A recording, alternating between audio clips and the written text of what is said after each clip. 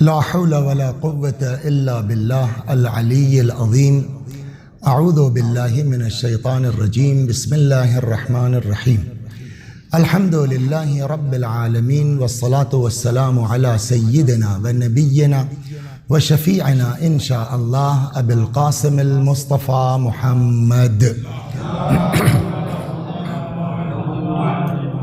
اللهم صل عليه وعلى أهل بيته مظاهر جلالك وجمالك، واللعن على أعدائهم الشاكين فيهم المنحرفين عنهم أجمعين. أما بعد، فقد قال الله تبارك وتعالى وقوله الحق: أعوذ بالله من الشيطان الرجيم. بسم الله الرحمن الرحيم.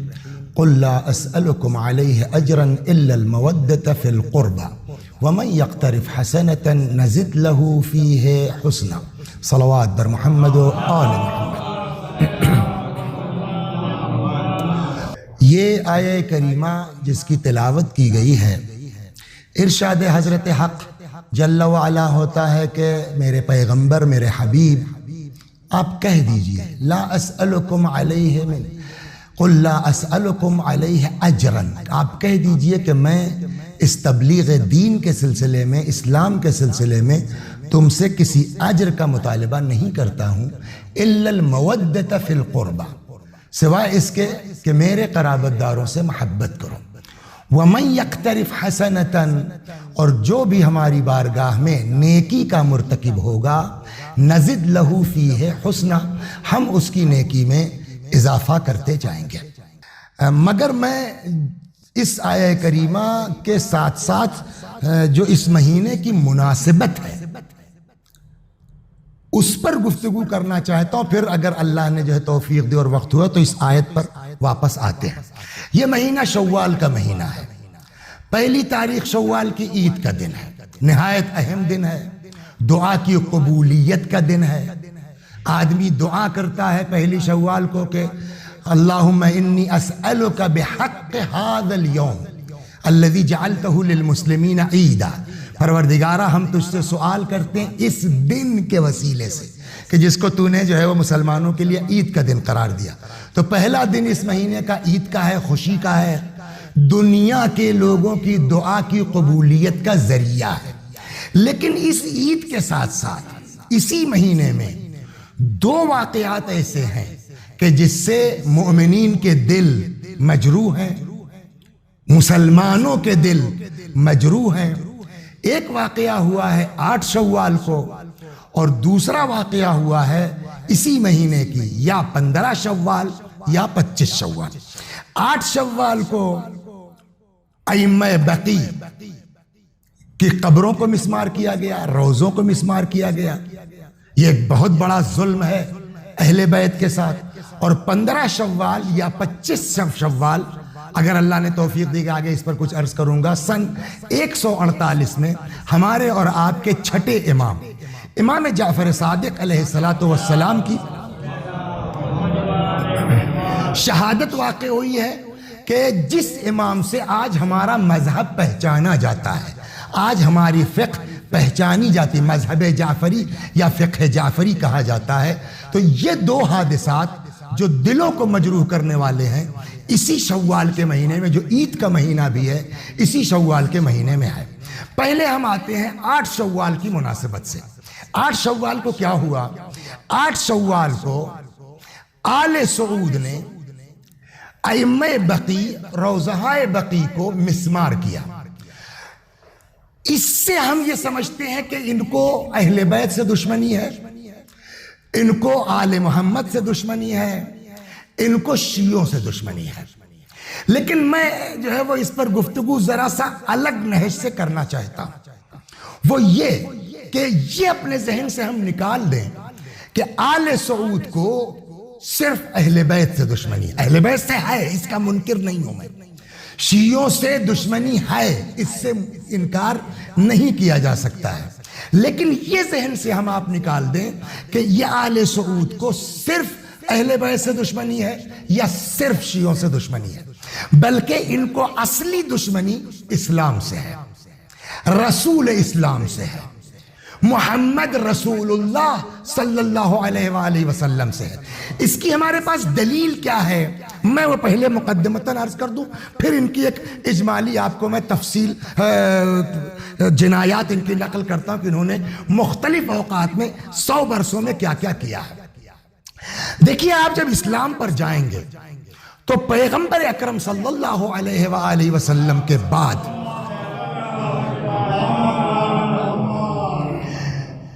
آپ اسلام کو 3 حصوں میں یا 3 مکتب میں، اب یہ مجبوری مجھے اسلام لفظ کہنے کی ابھی وضاحت ہو جائے گی، 3 مکتب فکر میں آپ کو تقسیم نظر آتا ملے گا یہ اسلام کا معاملہ۔ نمبر 1 مکتب اہل بیت یا مکتب فقہ اہل بیت، جس سے ہم وابستہ ہیں، شیعہ وابستہ ہیں۔ دوسرا جو ہے وہ تھاٹس آف اسکول یا مکتب فکر، وہ ہے مکتب صحابہ، جس سے برادران اہل سنت وابستہ ہیں۔ تیسرا ایک مکتب آتا ہے ایسا کہ جو اپنے آپ کو مسلمان کہتا ہے اور اپنے آپ کو اہل سنت میں داخل کرتا ہے، جبکہ حقیقتاً یہ مکتب نہ اس کا اہل بیت سے کوئی واسطہ ہے، نہ اس کا صحابہ کے نظریات سے کوئی واسطہ ہے، جس کا آپ نام دے سکتے ہیں مکتب بنی امیہ۔ مکتب بنی امیہ، اس کا آغاز ہوتا ہے شام سے۔ معاویہ ابن ابی سفیان جو حاکم شام ہے، میں اس لیے ذرا سا پیچھے جا رہا ہوں تاکہ آپ اس مکتب کے نظریات کو محسوس کر سکیں کہ یہ کہاں سے چلا ہے اور اس کی بیس اور بنیاد کیا ہے۔ معاویہ ابن ابی سفیان جو حاکم شام رہا، اور ایک حکمیت کے بعد اور صفین کے بعد اور صلح امام حسن کے بعد پورے جو ہے وہ کیا کہتے ہیں اسلام کے اوپر جو ہے وہ قلمرو پر اس کا قبضہ رہا، تو بظاہر یہ نماز پڑھتے ہیں، بظاہر نماز پڑھاتے ہیں، پڑھنا تو جانے دیجیے آپ کو، اپنے آپ کو مسلمان کہتے ہیں، لیکن ان کی بنیاد کیا ہے؟ دشمنی اسلام پر ہے۔ اس کے لیے ہمارے پاس دلیل کیا ہے؟ کہتے ہیں کہ راوی کا بیان یہ ہے کہ ایک دن میں حاکم شام کے پاس تھا کہ بات نکل آئی امیر المومنین کی، یہ واقعہ ہے امام حسن سلام اللہ علیہ کی شہادت کے بعد، بات نکل آئی امیر المومنین کی، تو میں نے کہا یار جانے دو، علی قتل ہو گئے، حسن بھی قتل ہو گئے، اب اس سے زیادہ اہل بیت کے ساتھ ظلم مناسب نہیں ہے۔ اتنے میں اتفاق سے اذان ہو گئی، جیسے ہی اذان ہوئی تو یہ حاکم شام اٹھ کے بیٹھ گیا، کہا سنا تم نے؟ میرا باپ مر گیا۔ اب دیکھیں بات کہاں سے چل رہی ہے، اندر کیا خلیش ہے۔ میرا باپ مر گیا، کوئی اس کا نام لینے والا نہیں ہے ابو سفیان کا، مجھ کو اس وقت تک سکون نہیں ہوگا جب تک یہ نام نہ مٹ جائے۔ کون؟ وہ جو اذان میں لیا گیا اشہد ان محمد الرسول اللہ۔ تو ان کو اصل اہل بیت سے صرف دشمنی نہیں ہے، ان کو رسول اللہ سے دشمنی ہے، ان کو محمد الرسول اللہ سے دشمنی ہے۔ تو اب یہ بنی امیہ کی بنیاد ہی جو ہے وہ دشمن اسلام کے اوپر ہے۔ یہ سلسلہ چلتا رہا۔ اب میں آپ کو دیکھوں کہ انہوں نے کسی پر رحم نہیں کیا، حتیٰ اگر انہی کا ہو، بنی امیہ ہی کا ہو، اور اس کے ہاں اہل بیت کے تئیں علی سلام اللہ علیہ کے تئیں صاف کارنر ہو، تب بھی یہ اس کو برداشت نہیں کر سکتے۔ مثلا انہی خلفائے بنی امیہ میں ایک نام ہے عمر ابن عبدالعزیز کا۔ عمر ابن عبدالعزیز بنی امیہ کے خلفاء میں ہے، اور بعض جو ہے وہ علماء اس کو خلفائے راشد میں شمار کرتے ہیں، اس لیے کہ جیسے ہمارے یہاں روایات ہیں کہ پیغمبر کے 12 جانشین ہوں گے، ان کے بھی روایات ہیں پیغمبر کے 12 جانشین ہوں گے، اور کلہم من قریش، سب قریش سے ہوں گے۔ اس کو جب یہ 12 پورا کرتے ہیں تو 12 کو پورا کرنے کے لیے عمر ابن عبدالعزیز کا نام بھی لاتے ہیں، بعض اس کو راشد خلیفہ کہتے ہیں۔ لیکن اب دیکھیں اس عمر ابن عبدالعزیز کے ساتھ جو ہے وہ علماء بنی امیہ کا، مکتب بنی امیہ کا نظریہ کیا ہے؟ وہ نظریہ بعد میں بتاؤں گا۔ عمر ابن عبدالعزیز کی خطا کیا ہے، عمر ابن عبدالعزیز کی غلطی کیا، جبکہ یہ خلفائے بنی امیہ میں ہے۔ عمر ابن عبدالعزیز خلیفہ نہیں تھے، جب بچپنا تھا پڑھتے تھے تو جو مولوی صاحب جو مدرس پڑھانے آتے تھے مسجد میں وہ محب اہل بیت تھے یا شاید شیعہ تھے. یہ دور وہ تھا کہ جب امیر المؤمنین سلام اللہ علیہ کو برا بھلا کہا جاتا تھا، ممبروں سے مولا کائنات کے خلاف جو ہے وہ تقریریں ہوتی تھی، تو ظاہر سی بات ہے کہ جو ماحول ہوگا بچے بھی اسی ماحول میں ڈھلتے ہیں. ان کے استاد مسجد میں داخل ہوئے تو دیکھا یہ عمر ابن عبدالعزیز بھی اور بچوں کے ساتھ مولا کائنات تو کچھ برا بھلا کہہ رہے، جو عام سسٹم تھا اس زمانے کا. استاد کو یہ بات بری لگی، انہوں نے بجائے طلبہ پر توجہ کرنے کے نماز شروع کر دی. عمر عبدالعزیز ذہین آدمی تھا، نماز پر نماز پڑھے جا رہے ہیں. آخر جب نماز رکی تو عمر ابن عبدالعزیز کو احساس ہوا کہ استاد کچھ ناراض ہے. حضور کیا بات ہے؟ کہ یہ بتاؤ کب سے اللہ بدر والوں پر ناراض ہو گیا؟ کہ اللہ بدر والوں سے کیوں ناراض ہوگا؟ کہ کیوں؟ علی بدر میں نہیں تھے، تم علی کو برا بھلا کیوں کہہ رہے ہو؟ یہ ایک ایسا جملہ استاد کا تھا جو عمر ابن عبدالعزیز کے یہاں گھر کر گیا اسی وقت، جبکہ عمر ابن عبدالعزیز کا باپ خلیفہ نہیں تھا. کہاں سے اس آدمی کے دماغ میں ہے کہ اگر کسی وقت مجھ کو حکومت یا اقتدار ملا تو میں پہلا کام یہ کروں گا کہ اس بدعت کو ختم کروں گا جو مولا کائنات کے خلاف ممبروں سے چل رہی ہے. اللہ نے کچھ ایسے اسباب فراہم کیے کہ کچھ دنوں کے لیے عمر ابن عبدالعزیز خلیفہ ہو گیا. لیکن اب ظاہر بات جو ایک چیز سسٹم چلا آ رہا ہے اس کو اچانک روکنا اتنا آسان کام بھی نہیں ہے، جبکہ یہ خود خاندان بنی امیہ سے ہے. لہذا اس عمر ابن عبدالعزیز نے جو طریقہ اپنایا وہ یہ کہ ایک یہودی سے بات کی کہ کل تم دربار میں آنا، جب علماء موجود ہوں، دربار لگا ہو، تم آنا اور ڈائریکٹ مجھ سے میری بیٹی کا رشتہ مانگنا. اس نے جو ہے وہ سیٹنگ کے مطابق وہ یہودی آ گیا. کہیے کیا بات ہے؟ کہ صاحب آپ کی بیٹی سے رشتہ کرنا چاہتے ہیں. انہوں نے کہا بھائی تم یہودی ہو، مجھ کو کوئی اعتراض نہیں ہے، لیکن یہ ہمارے علماء ہیں، اگر یہ علماء اجازت دیتے ہیں کہ ہو سکتی ہے تو میں کر دوں گا.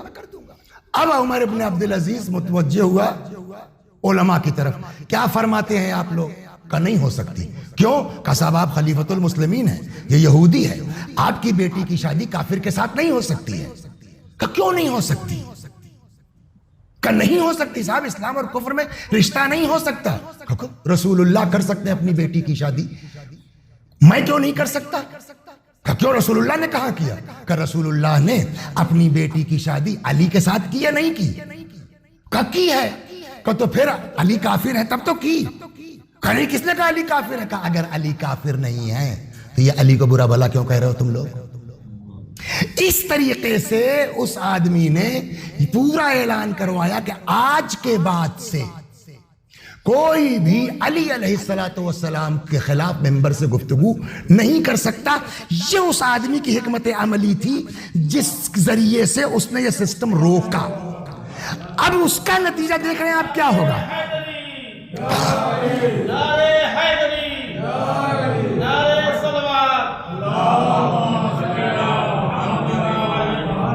تو اب یہ عمر ابن عبدالعزیز کون ہے؟ یہ بنی عباس میں نہیں ہے، بنی ہاشم میں نہیں ہے، بنی امیہ کا خلیفہ ہے.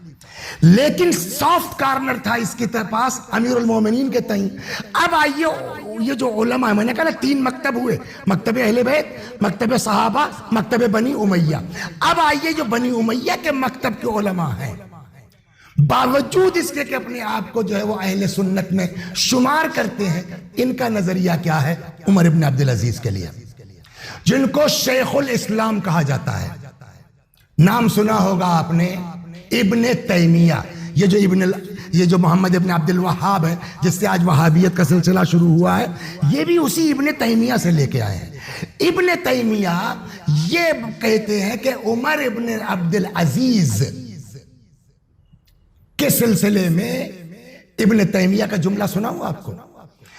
ابن تیمیہ کہتا ہے کہ وہ غبار جو اڑ کے معاویہ کے گھوڑے کی ناک پر بیٹھ جاتا ہے، وہ غبار افضل ہے عمر ابن عبدالعزیز سے. معاویہ، یہ کون کہہ رہا ہے؟ ابن تیمیہ. ابن تیمیہ عالم ہے، شیخ الاسلام ہے. آخر کیا جرم ہے عمر ابن عبدالعزیز کا کہ وہ معاویہ کے گھوڑے کے ناک پر بیٹھی ہوئی خاک افضل ہے عمر ابن عبدالعزیز سے جو خلیفہ راشد ہے، سوائے اس کے کوئی جواب ہے کہ عمر ابن عبدالعزیز کی صرف خطا یہ ہے کہ اس نے مولا کائنات کو برا بھلا کہنے سے روکا. ایک اب میں آپ کو اس جو ہے وہ مکتب بنی امیہ کے سسٹم سناتا ہوں میں آپ کو. اسی ابن تیمیہ کے اور دو ایک باتیں سن لیجئے. ایک وصیت ہے جو سب کے ہاں موجود ہے کہ جناب صدیقہ طاہرہ سلام اللہ علیہ نے وصیت کی کہ جن لوگوں نے مجھے ستایا یہ لوگ میرے جنازے میں شریک نہ ہوں. یہ ایسی مستحکم روایت ہے کہ جس سے کوئی انکار نہیں کر سکتا.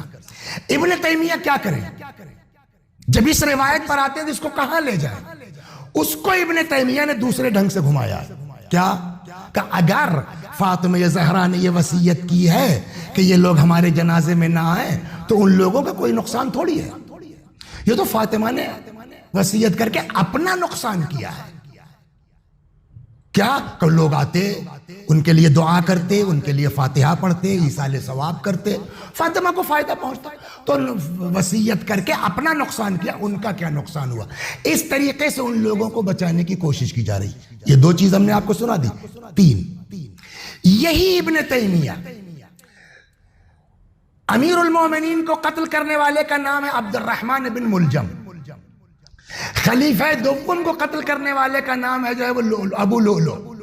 جب ابن ملجم پر آتا ہے تو ابن ملجم کے لیے کہتا ہے کہ اس انسان نے جو مولا کائنات کو قتل کیا یہ بے دین ہے. استغفر اللہ، یہ انسان مومن ہے، متقی ہے، پرہیزگار ہے. اس نے علی کا قتل رضائے الہی کے لیے کیا. یہ اور بات ہے کہ خطا کر گیا، اس نے غلطی ہو گئی اس سے. یعنی قاتل امیر المؤمنین مومن ہے اگرچہ اس سے غلطی ہو گئی، لیکن جب آتا ہے ابو لؤلؤ کے اوپر یہودی ہے، کافر ہے، بے دین ہے. تو اب اس سے اندازہ ہو گیا ہوگا آپ کو ان ساری چیزوں سے کہ یہ جو تیسرا تھاٹس آف اسکول ہے مکتب بنی امیہ، اس کا معاملہ صرف اہل بیت سے نہیں ہے، صرف شیعوں سے نہیں ہے، بلکہ یہ اصل اسلام کے مخالف ہے. اشہد ان محمد رسول اللہ کے مخالف ہے. جب ہم آپ کو یہاں تک لے آئے تو میں آپ کو انہدام بقیع سے پہلے 100 سال کی ایک ہسٹری اجمالاً آپ کو سناتا ہوں کہ انہوں نے کیا کیا کیا ہے. اس سے آپ کو اندازہ ہوگا کہ یہ شیعوں کے دشمن ہیں، اہل بیت کے دشمن ہیں صرف، یا اصل اسلام کے دشمن ہیں اور رسول اللہ کے دشمن ہیں اور رسول اللہ کی وجہ سے اولاد رسول کے دشمن ہیں. خوب، اب آئیے صاحب، انہوں نے جو ہے وہ سب سے پہلا حملہ غدیر کے دن کربلا پر کیا ہے سن 1216 ہجری میں. آج کیا ہے 1441 ہو گیا، 200 سال ہو گیا. یعنی یہ اس سے 100 سال پہلے کی بات ہے، انہدام بقیع سے 125 سال پہلے کی. تو اس سے تو ہم مانیں گے کہ دشمنی اہل بیت کی بنیاد پر ہے، اس لیے کہ کس دن حملہ ہوا کربلا پر؟ غدیر کے دن. یہ غدیر کا انتخاب بتا رہا ہے کہ اصل دشمنی کس سے ہے. سن 1216 میں پہلا حملہ ان لوگوں نے کیا ہے عید غدیر کے دن کربلا معلی پر. دوسرا حملہ 9 صفر کو سن 1221 میں، یعنی 5 سال کے بعد پھر ان لوگوں نے دوسرا حملہ کیا ہے کہاں؟ نجف اشرف پر. پھر انہوں نے جو ہے وہ تیسرا حملہ جو کیا ہے نجف اشرف پر جمادی الثانی سن 1222، یعنی 1.5 سال کے بعد تیسری بار عراق پر حملہ ہوا اور دوسری بار نجف اشرف پر. 4 کربلا اور حلہ کا محاصرہ کیا ان لوگوں نے سن 1225 میں. ان ساری چیزوں کو 1216 سے لے کر کے 1225 تک کربلا، حلہ، نجف، یہ حملہ تو اس بات کو ظاہر کرتا ہے کہ شیعوں پر ہے. اس لئے کربلا شیعہ اکثریت شہر ہے، نجف شیعہ اکثریت شہر ہے، تو اس سے آپ کہہ سکتے ہیں کہ شیعوں پر ہے. لیکن اب آگے آئیے، آپ آئیے ایسے لوگ جگہوں پر حملہ جہاں شیعہ اکثریت پر نہیں ہے. لہٰذا اب آئیے اسی سن 1225 میں کہ کربلا اور حلہ کا محاصرہ کیا تھا، اسی سال ان لوگوں نے حملہ کیا ہے شام کے اوپر. شام میں شیعوں کی اکثریت نہیں تھی، نہ آج ہے شیعوں کی اکثریت. تو اس کا مطلب ہے کہ یہ صرف جو ہے وہ معاملہ یہ نہیں ہے کہ شیعہ کہاں ہے، معاملہ یہ ہے کہ حتیٰ اہل سنت ان کو برداشت نہیں ہے. اب آئیے صاحب، آج یمن پر حملہ ہوا ہے نا سن 1441، 100 سال کے بعد. یمن کے اوپر انہوں نے پہلا حملہ کیا ہے 1341 میں، آج سے 100 سال پہلے۔ یمن میں نہ آج شیعوں کی اکثریت ہے، نہ 100 سال پہلے شیعوں کی اکثریت تھی۔ تو اگر صرف کربلا پر حملہ ہوتا، صرف نجف پر حملہ ہوتا، تو ہم یہ مانتے کہ ان کو شیعوں سے دشمنی ہے، اہل بیت سے دشمنی ہے۔ شام پر حملہ کیا انہوں نے 1225 میں، یمن پر حملہ کیا انہوں نے 1341 میں، طائف پر حملہ کیا، طائف تو سعودیہ میں ہے نا، طائف پر حملہ کیا ہے سن 1343 میں۔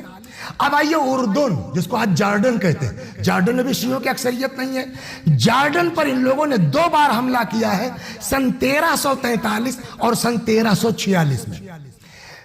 پھر مدینہ منورہ پر 2 مرتبہ حملہ کیا انہوں نے۔ پہلا حملہ ہوا ہے مدینہ کے اوپر سن 1343 میں، اور دوسرا حملہ ہوا ہے مدینہ منورہ پر سن 1344 میں، یعنی تقریباً 100 برس پہلے۔ یہ تو آپ کو جو ہے وہ ہو گیا۔ اب آئیے مکہ میں سناتا ہوں کہ مکے میں انہوں نے کیا کیا کیا ہے۔ مکے میں تو شیعوں کی اکثریت نہیں ہے نا، مکے میں تو جو ہے وہ برادران اہل سنت کا گڑھ ہے، مدینے میں تو برادران اہل سنت کی اکثریت ہے۔ ام المومنین حضرت خدیجہ، کیا قرآن نے پیغمبر کی ازواج کو ام المومنین نہیں کہا؟ تو جیسے ساری ازواج ام المومنین ہیں، خدیجہ ام المومنین نہیں؟ جس خدیجہ کا مال خرچ ہوا اسلام پر، جس خدیجہ کی دولت خرچ ہوئی اسلام پر، وہ تو اصلی ماں تو وہ ہے نا، کہ جس کی وجہ سے اسلام پھیلا ہے۔ ایک چیز، دوسری چیز یہ کہ اپنے زمانے میں حضرت خدیجہ کی دولت کا عالم یہ تھا کہ ان سے بڑا بزنس مین نہیں تھا کوئی۔ بڑے بڑے لوگ کمیشن پر کام کرتے تھے مکہ معظمہ میں جناب خدیجہ کے ہاں۔ خود رسول اللہ مال لے کے گئے شام، واقعہ مشہور ہے۔ تو جس کے پاس اتنی دولت ہو اس زمانے میں، اس کا مکان کتنا وسیع ہوگا، اس کا مکان کیسا عریض ہوگا۔ ایک چیز اور ابھی بتاتا ہوں میں آپ کو کہ جناب خدیجہ کی قبر بھی بنی ہوگی، اس کی دلیل ابھی لاتا ہوں۔ لیکن ان لوگوں نے کیا کیا، مدینہ مکہ معظمہ میں جناب خدیجہ کی قبر کو مسمار کیا۔ ٹھیک، چلیے خدیجہ کی ایک جو ہے وہ کمی یہ ہے کہ وہ فاطمہ کی ماں ہے۔ خدیجہ کے ساتھ ایک پرابلم یہ ہے کہ وہ، چلیے ابو طالب علیہ السلام کی قبر توڑی، ان کے ساتھ بھی یہ پرابلم ہے کہ وہ حضرت علی کے والد ہیں۔ لیکن عبد المطلب تو رسول اللہ کے دادا ہیں۔ اسی مکے میں ان لوگوں نے جناب عبد المطلب کی قبر مبارک کو خراب کیا ہے، جناب خدیجہ کی قبر کے ساتھ ساتھ ان کا مکان مسمار کیا۔ چھوٹا موٹا مکان تو نہیں رہا ہوگا نا جو دولت جناب خدیجہ کی کہی جاتی ہے۔ آئیے آپ مدینے میں جب رسول اللہ صلی اللہ علیہ وآلہ وسلم نے مکہ معظمہ سے ہجرت کی ہے مدینے کی طرف، ہر دولت مند آدمی چاہتا ہے کہ رسول اللہ ہمارے یہاں قیام کرے، رسول اللہ ہمارے یہاں قیام کرے۔ اور پیغمبر نے یہ فرمایا کہ میں کسی کی بات نہیں سنوں گا، آج میری سواری اللہ کی طرف سے مامور ہے، جو جہاں رک جائے گی میں اس کے یہاں قیام کروں گا۔ پیغمبر کی سواری چلتے چلتے کس کے یہاں رکی؟ ابو ایوب انصاری کے یہاں۔ مدینے میں پہلا میزبان پیغمبر کا کون ہے؟ حضرت ابو ایوب انصاری۔ سارے صحابہ کی عظمت سر آنکھوں پر، سلمان و ابو ذر کی عظمت سر آنکھوں پر، جناب ابو ایوب انصاری چھوٹی موٹی چیز نہیں ہے، پیغمبر نے ان کے ہاں قیام کیا ہے۔ یہ تاریخ کا حصہ ہونا چاہیے تھا، اس کو جو ہے وہ باقاعدہ محفوظ کرنا چاہیے تھا کہ مدینے میں پہلا گھر وہ تھا کہ جس میں رسول اللہ نے قیام فرمایا۔ آج کے اعتبار سے آثار قدیمہ کے تحت اس کو محفوظ رہنا چاہیے تھا کہ نہیں رہنا چاہیے تھا؟ جہاں پہلے دن قیام کیا ہے رسول اللہ صلی اللہ علیہ وآلہ وسلم نے، اور وہ بھی حکم خدا سے، اس ابو ایوب انصاری کی قبر بھی توڑ دی گئی، وہ ابو ایوب انصاری کا مکان بھی مسمار کر دیا گیا مدینے میں۔ جناب آمنہ، آمنہ کون ہے؟ رسول اللہ کی ماں۔ عظمت امہات المومنین کی تسلیم، ام المومنین خدیجہ بے شک ہم سب کی ماں ہیں، پیغمبر کی ازواج بے شک ہم سب کی ماں ہیں، لیکن کجا ہماری ماں اور کجا رسول اللہ کی ماں؟ کوئی تقابل ہے؟ جناب آمنہ کی قبر ابوا میں تھی،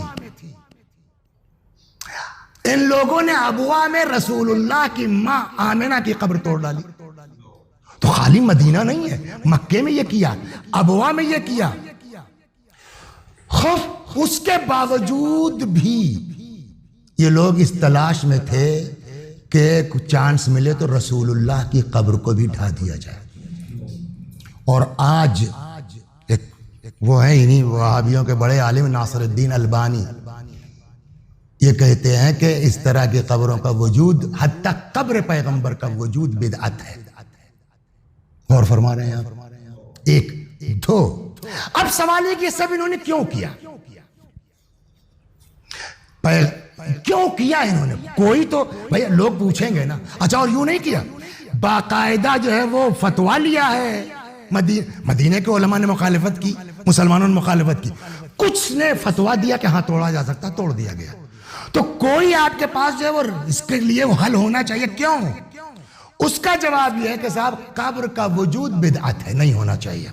حتیٰ کہ یہاں تک فتویٰ دیتے ہیں کہ اگر انسان مدینے جاتا ہے قبر پیغمبر کی زیارت کی نیت سے، یوں چلا جائے عمرہ کی نیت سے ٹھیک ہے، لیکن اگر جاتا ہے کہ ہم مدینہ جائیں گے قبر پیغمبر کی زیارت کے لیے، تو آپ کا یہاں فیض آباد سے نکلنا زیارت پیغمبر کی نیت سے بدعت ہے۔ یہاں تک فتویٰ ہے، وجود قبر پیغمبر بدعت ہے۔ تو ان ساری چیزوں کے پیچھے کیا جو ہے وہ توجیہ کی جا رہی ہے کہ قبروں کا وجود بدعت ہے۔ 5-7 منٹ لے لیجئے، خوب رسول اللہ کا طرز عمل کیا رہا ہے۔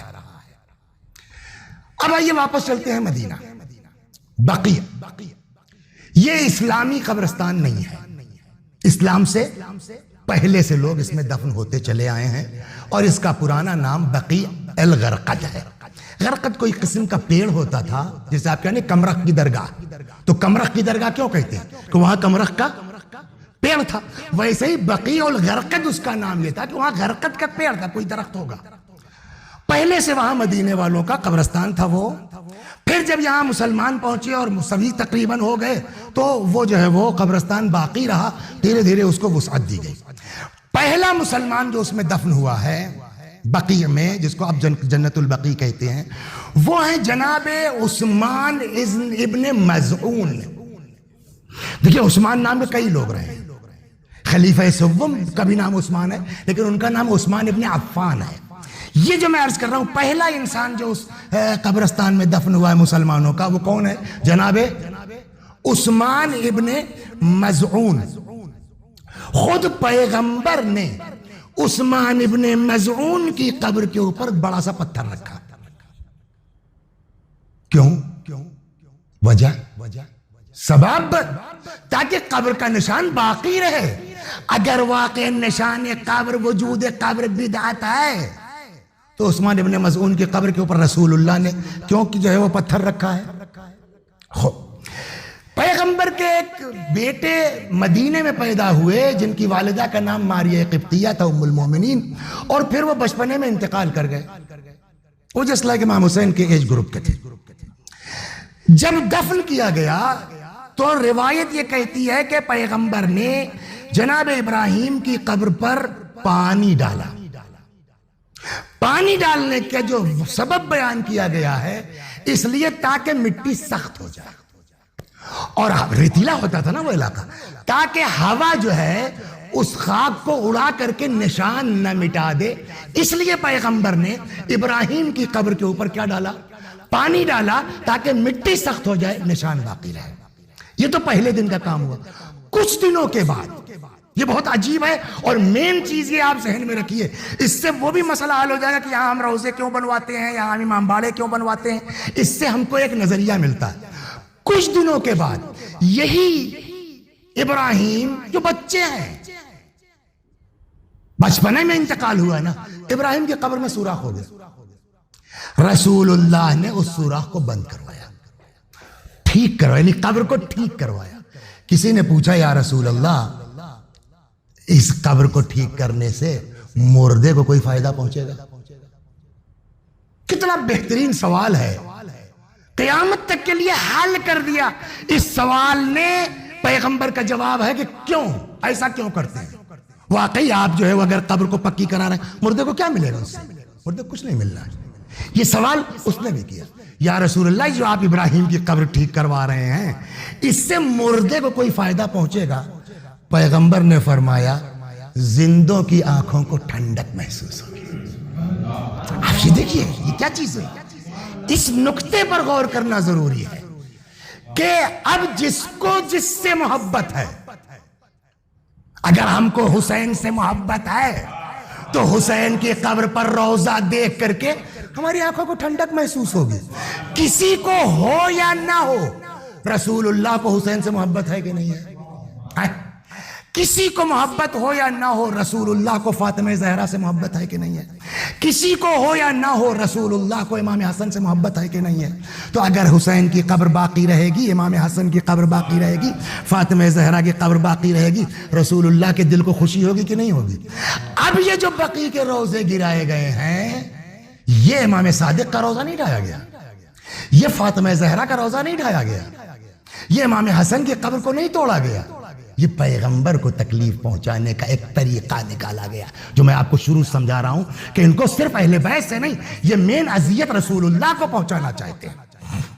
خوب، تو یہاں تک آگے۔ اب آئیے آپ جناب، آپ دین زیادہ جانتے ہیں کہ رسول اللہ کی بیٹی، روایت کہتی ہے کہ جناب فاطمہ زہرا سلام اللہ علیہا مدینے میں جب تک باحیات رہیں ہر ہفتے جناب حمزہ کی قبر پر جاتی تھی زیارت کے لیے، اور نہ یہ کہ قبر پر زیارت کے لیے جاتی تھی بلکہ جا کر کے اس قبر کی مرمت بھی کرتی تھی۔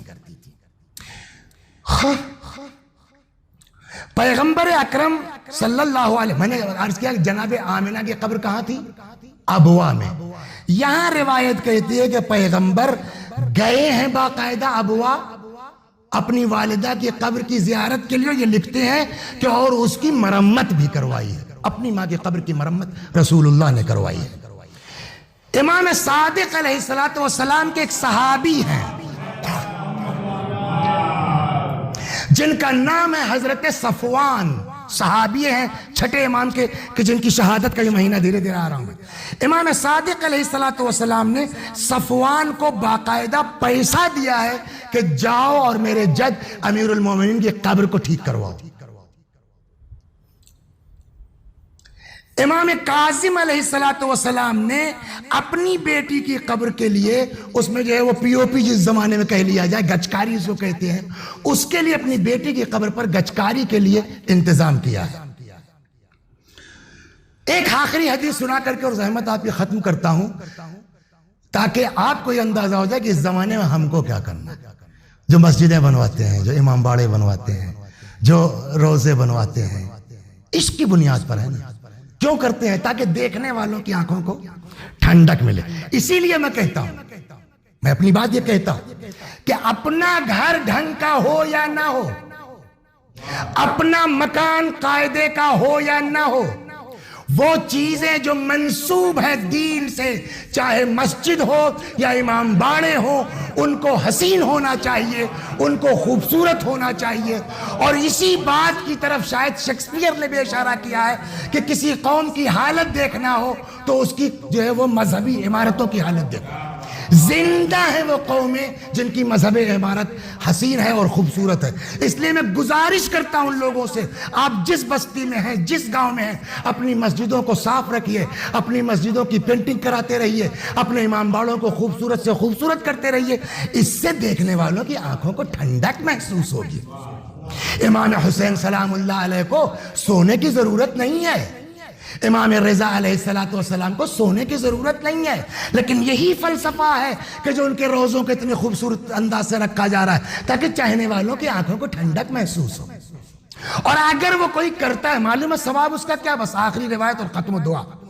پیغمبر صلی اللہ علیہ وآلہ وسلم نے مولا کائنات سے خطاب کرتے ہوئے فرمایا، یا علی من عمر قبورکم وتعاہدہا، علی جو لوگ تم لوگوں کی، تمہاری نہیں، قبور کیا نہیں، قبورکم میں تم لوگوں کی، تم لوگوں سے مراد یعنی علی بھی ہے، امام حسن بھی ہے، امام حسین، بقیہ ائمہ، من عمر قبورکم وتعاہدہا، جو تم لوگوں کی قبروں کی تعمیر کرے، مرمت کرے اور اس کی زیارت کو جائے، فَكَأَنَّمَا أَعَانَ سُلَيْمَانَ ابْنَ دَاؤد عَلَى بِنَاءِ بَيْتِ الْمُقَدَّس، گویا اس نے سلیمان کی مدد کی ہے بیت المقدس کی تعمیر میں۔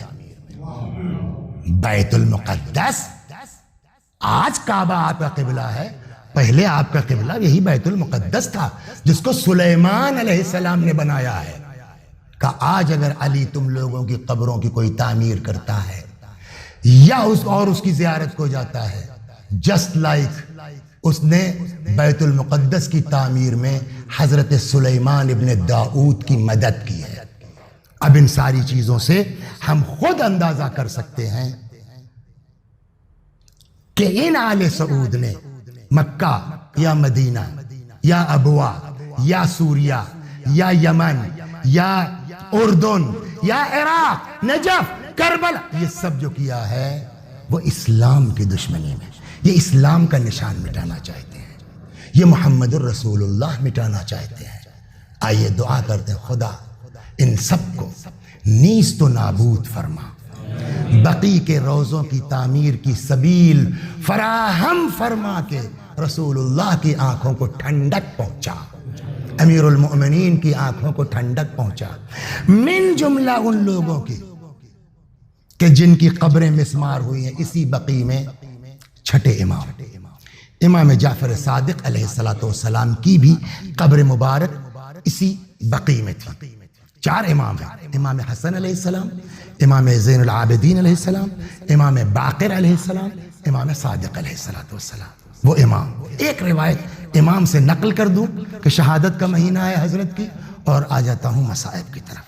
راوی کہتا ہے، بحار الانوار میں یہ روایت ہے، راوی کہتا ہے کہ میرا ایک چچا زاد تھا جس سے میرے تعلقات اچھے نہیں تھے، اچھے کا مطلب اچھے خاصے خراب تھے، خبیث اور ملعون تک کہا ہے اس آدمی نے کہ میرا بھائی خبیث اور ملعون تھا، چچا زاد۔ لیکن مجھ کو پتہ یہ چلا کہ آج کل وہ پریشان ہے، میں نے اس کی خباثت کو ذہن میں رکھے بغیر، چونکہ میرے خاندان کا ہے، میرے چچا کا بیٹا، میں نے اس کے پاس کچھ پیسے بھیجوا دیے۔ میں آیا امام سے ملنے کے لیے، قال لی مبتدئا، چھوٹتے ہی، پہنچتے ہی، دیکھتے ہی امام نے فرمایا میں تمہارے اس عمل سے بہت خوش ہوں، اور تمہاری اس حرکت سے تمہارے اس بھائی کی روزی بھی کم ہوگی، عمر بھی کم ہوگی، اس لیے کہ اس نے قطع رحم کیا ہے، تم نے صلہ رحم کیا ہے۔ تو امام ہم سے چاہتے ہیں کہ ہم مل کے رہیں، خاص کر کے خاندان والے، خاص کر کے رشتہ دار، خاص کر کے بھائی وغیرہ، مل کے رہیں، اس سے عمر بڑھتی ہے، روزی میں اضافہ ہوتا ہے۔ بس 2 جملے مصائب کے اور ختم دعا، اللہ تبارک و تعالی ہم سب کو توفیق عطا فرمائے انشاءاللہ کہ جیسا اہل بیت چاہتے ہیں، جیسا ہمارے ائمہ چاہتے ہیں، ہم اپنی زندگی کو اپنے اماموں کی مرضی کے مطابق ڈھال سکیں۔ ماں باپ کا بڑا مرتبہ ہے۔ ایک روایت اس سلسلے میں بھی نقل کر دوں کہ جیسے اہل بیت کی قبروں پر جانا، معصومین کی قبروں پر جانا، ویسے ہی روایت کہتی ہے ماں باپ کی قبروں پر بھی جاؤ۔ یہاں تک روایت کہتی ہے من زارا قبر ابوی او احدہما، جو جائے ماں باپ یا ان میں سے کسی ایک کی قبر پر یوم الجمعہ، جمعے کے دن، کتب بارن غفر اللہ و کتب بارن، اللہ ایسی اولاد کے گناہ کو بخش دیتا ہے اور اس کا نام نیکوکاروں کے رجسٹر میں لکھتا ہے۔ لہٰذا دعا کریں اللہ ہم سب کو توفیق دے کہ ہم اپنے ماں باپ کے ایصال ثواب کر سکیں، ان کی قبروں پر جائیں، روح خوش ہوتی ہے، ان کی مانوس ہوتی ہے جب انسان کا جاننے والا چاہنے والا اس کی قبر پر پہنچتا ہے۔ بلکہ روایت یہاں تک کہتے کہ مردہ کہتا ہے کہ بھائی تمہارے آنے کی وجہ سے مجھ کو بڑا سکون ملا، کچھ دیر اور بیٹھ جاؤ۔ پروردگارا ہم سب کو توفیق عطا فرما کہ ہم اپنے ماں باپ کے ساتھ حسن سلوک کر سکیں۔ اور یہ بات نوٹ کر لیجیے، زندگی میں ہی صرف آنکھ نہیں کرتا باپ خوش ہو کے مرا، یہاں تک روایت، لیکن اگر ہم نے اپنے ماں باپ کو بھلا دیا ہے، مرنے کے بعد بھی اولاد آنکھ ہو سکتی ہے اگر ہم ان کو ایصال ثواب نہیں کریں گے، اگر ہم ان کی طرف توجہ نہیں کریں گے۔ اور اس کا اگر واقعی سلیقہ سیکھنا ہے کہ ماں باپ کے ساتھ، یہ قرآن کہتا ہے نا وَقَضَىٰ رَبُّكَ أَلَّا تَعْبُدُوا إِلَّا إِيَّاهُ وَبِالْوَالِدَيْنِ إِحْسَانًا، جہاں تک ہو سکے ماں باپ کے ساتھ اچھا سلوک کرو۔ جانتے ہیں آپ کہاں ملے گا یہ کہ کہاں تک؟ کربلا جاؤ، کربلا بتائے گی کہ ماں باپ کے ساتھ اچھا سلوک کہاں تک ہونا چاہیے۔ سب چلے گئے، میرا مولا اکیلا ہے، میرا مولا تنہا ہے۔ فنظر یمینا وشمالا، امام نے داہنے دیکھا بائیں دیکھا، شاید اسی طرف میرنیس کا اشارہ ہو کہ نہ آسرا تھا کوئی شاہ کربلائی کو، فقط بہن نے کیا تھا سوار بھائی کو۔ امام حسین سلام اللہ علیہ کی رخصت میں یوں تو بہت سے مناظر ہیں، لیکن اس وقت میں جو آپ کو ماں باپ کے اعتبار سے نقل کرنے جا رہا ہوں، اس میں ایک منظر یہ ہے کہ لکھتے ہیں جناب مرحوم علی نقی فیض الاسلام، بزرگ عالم ہے، ان کی کتاب ہے جناب زینب سے متعلق ترجمہ خاتون دوسرا، اس میں یہ لکھتے ہیں کہ جب روز عاشور امام سلام اللہ علیہ رخصت آخر کو آئے ہیں تو فرماتے ہیں جناب زینب سلام اللہ علیہ سے کہ بہن میں چاہتا ہوں اپنے فرزند سے رخصت ہو لوں، اپنے بیٹے سے رخصت ہو لوں۔ یہاں پر روایت کہتی وہ لکھتے ہیں کہ آگے آگے جناب زینب، پیچھے پیچھے امام حسین سلام اللہ علیہ آئے۔ اس حجرے میں، اس خیمے میں جو خیمہ امام سجاد کا تھا، امام زین العابدین علیہ السلام تقریباً غشی تو نہیں کہہ سکتے، غشی کا سا عالم، جناب زینب نے شانہ ہلایا، بیٹا اٹھو، باپ آیا ہے، رخصت آخر کو آیا ہے۔ امام سجاد علیہ السلام نے آنکھیں کھولی۔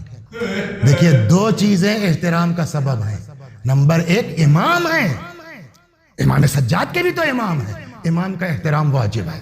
دو باپ ہیں، باپ کا احترام واجب ہے۔ لیکن اتنی نقاہت اور اتنی کمزوری کہ روایت کہتی ہے کہ جب حضرت زینب سلام اللہ علیہ نے شانہ ہلایا، بیٹا اٹھو، باپ آیا ہے رخصت آخر کو، آنکھ کھولی، باپ کے احترام میں اٹھنا چاہتے ہیں، ہمت جواب دے گئی۔ جانتے ہیں روایت کہتی ہے، علماء فرماتے ہیں رخ کیا حضرت زینب کی طرف، فرماتے ہیں پھوپھی اماں ذرا پشت سے سہارا دے دیجیے تاکہ بابا کے احترام میں بیٹھ تو سکوں۔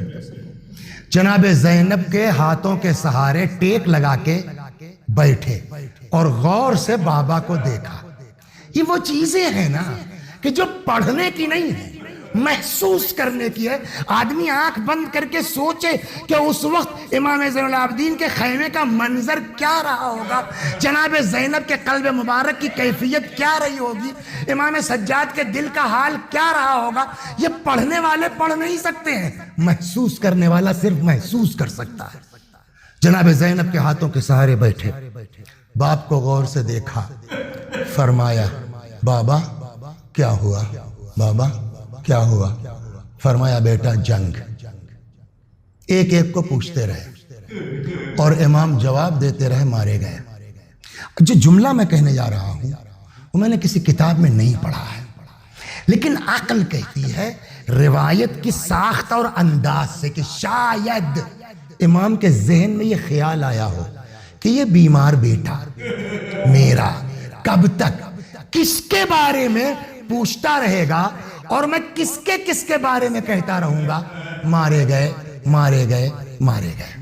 شاید، میں نے کہا میں کسی روایت میں نہیں دیکھا میں نے، لیکن عقل یہ کہتی شاید یہ سوچ کر کے کہ یہ کب تک کس کے بارے میں پوچھتے رہیں گے، امام حسین نے سوالات کے سلسلے کو بند کرنا چاہا، چنانچہ فرماتے ہیں بیٹا با اتنا سمجھ لو کہ مردوں میں میرے اور تمہارے علاوہ کوئی باقی نہیں ہے۔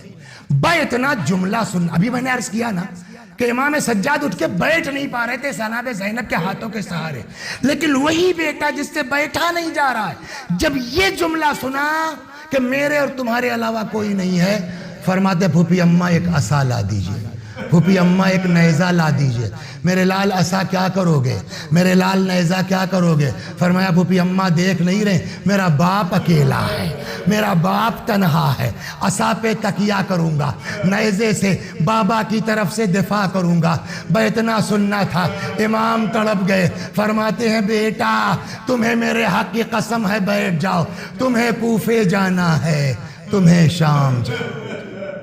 وَسَيَعْلَمُ الَّذِينَ ظَلَمُوا أَيَّ مُنْقَلَبٍ يَنْقَلِبُونَ إِنَّا لِلَّهِ وَإِنَّا إِلَيْهِ رَاجِعُونَ۔ پروردگارہ تجھے واسطہ محمد و آل محمد کا ہمارے گناہوں کو بخش دے، ہمارے ماں باپ کے گناہوں کو بخش دے، ہمیں اعمال خیر کی توفیق کرامت فرما۔ وآخر دعوانا ان الحمد للہ رب العالمین۔